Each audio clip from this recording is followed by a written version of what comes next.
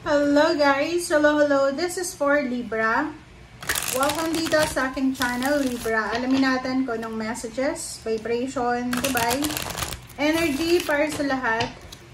I hope na makuha mo yung message. I hope na makuha mo yung energy na gustong ipahiwatig sa'yo, Libra. Last month na to ng 2025. So, in terms of money, career, financial talaga. Tingnan natin.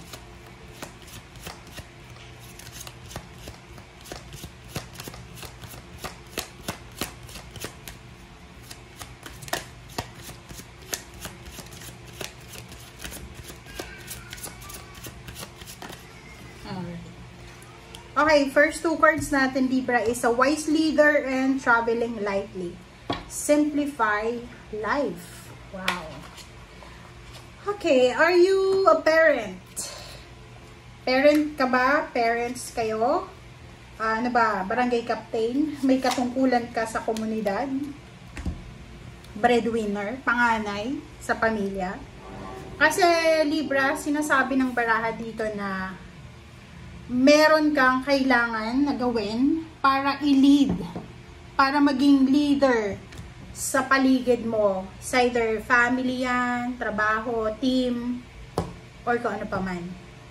Please comment down below if you resonated, Libra, kasi yung message na to, hindi lang naman siya yung leader as in leader ka eh. Like sa pamilya, di ba? Kung alam mo, halimbawa, may nag-aaway sa pamilya mo, hindi magkasundo-sundo yung mga tao sa paligid mo, mag-step up ka, parang ganon. This December, kailangan mo mag-step up. Kailangan, kahit hindi ka nga panganay bunso, nasa middle ka, or sa team, sa loob ng team, nag-aaway-away, hindi magkasundo. Kailangan mag-step up yung Libra na to. Okay. Next is traveling lightly, simplify your life. Wow. Ito yung minimalistic approach. Resonated siya sa Capricorn siguro. Yun. Sinasabi dito, Libra, na this is travel natin sa buhay everyday. Ngayong December daw, sinasabi ng barahan na bago dumating yung 2026, okay, bago dumating yung New Year, kailangan mo daw nabawasan na yung mga mabibigat na pinapasan mo, mga obligations, duties, responsibilities. Kumbaga ngayong December na to, kung meron kang mga obligations, kung meron kang mga pinapasan na parang feeling mo ang bigat-bigat, oras na para i-let go mo sila. And simplifying life, siguro may mga Libra dito na dati, yung panay shopping kayo pag Christmas, yung lahat, ina-accumulate nyo lahat eh. But now, sinasabi ng barahan na mas better ngayon na simplehan mo lang. Simpleng decoration for Christmas, simpleng celebration, or simple lang. Parang ganon. Gawin nating simple. Yun yung sinasabi ng baraha. Simplihan mo lang yung buhay mo, Libra.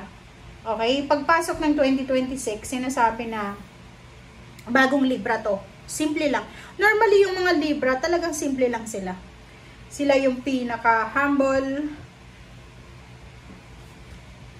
pinaka-mabait, pinaka-simple sa lahat ng zodiac sign. So, baka may iba sa inyo dyan na masyado na kayong nag-iisip ng maraming pera, nag-iisip kayo ng mga material things. Sinasabi ng barahan na ibalik mo daw. Okay? Ibalik mo sa buhay mo, sa sarili mo, yung dating ikaw, yung dating Libra na simple lang. Okay?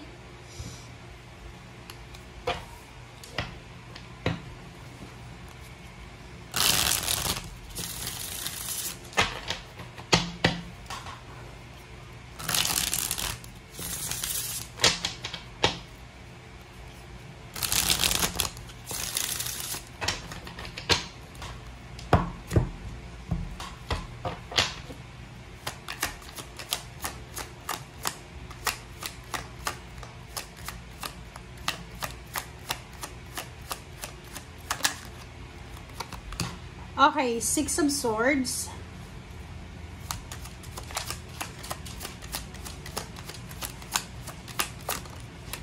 Okay, this is travel. This is new beginnings. Parang ganun. Wow.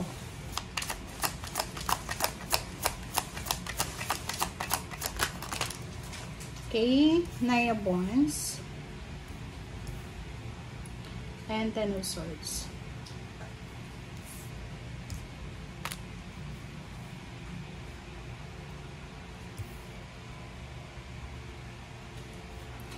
Okay, Libra.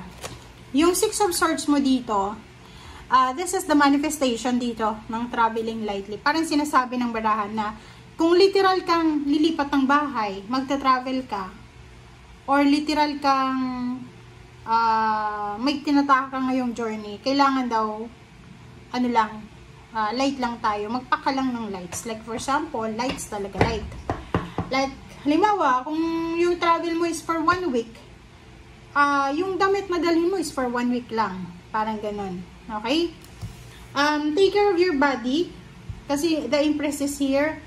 Parang sinasabi ng baraha dito na napaka-importante, Libra, na kailangan mong alagaan yung sarili mo. Huwag masyadong hard sa sarili. Huwag mong masyadong i-torture yung sarili mo. The Empress is parang marami kang gagawin or marami kang may isip, inspired ka, motivated ka. It's either new business, new source of income, new source of happiness, new baby, apo, parang ganon. Ang sabi ng baraha dito na may mga Libra na sobrang motivated, may mga Libra na pagod na. May mga Librang sobrang nasasaktan na, may mga Libra na parang gusto nyo nang i-give up yung mga obligations and duties and responsibilities nyo.